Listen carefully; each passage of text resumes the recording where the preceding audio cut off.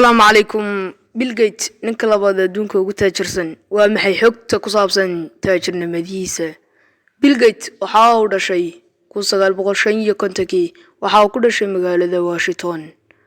aabihii wuxuu ahaa bukaate hooyadiina waxay ahayd macallimad wax ka dhigta jaamacadda Washington qoyskooduna waxa uu ahaa qoys aqoon iyo cilmi leh sidoo kale hodan ah laakiin Bill Gates wax kama uu qaadan jirin lacagta xafadooda ama hantida xafadooda ay waalidkii lahaayeen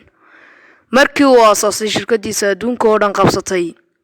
ee loo yaqaano in shirkadii uu Bill Gates lahaa ee Microsoft markii uu iskuulkiisa u dhiganayay ay macallimiintiisa ku yiri markaan gaaro da'da 31 jir waxaan noqonayaa milyaneer laakiin markaas waa uu khaldamay waxa uu noqday bilyaneer macallimiintiisuna way la yaabeen iskuulkiisa waxaa la geeyay 1967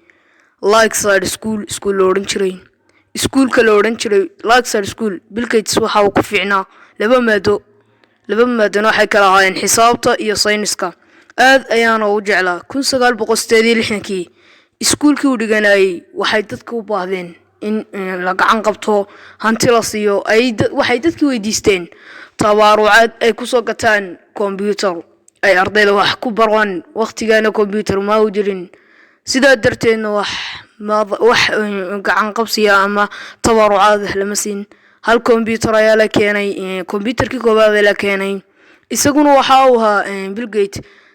waqtigiisa ugu badan ku bixin jiray computerka Bill Gates waxa uu kici jiray subaxdii 4 subaxnimo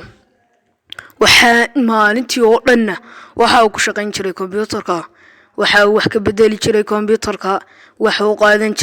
qaaday xiisab badan kol waxa ku soo dari jiray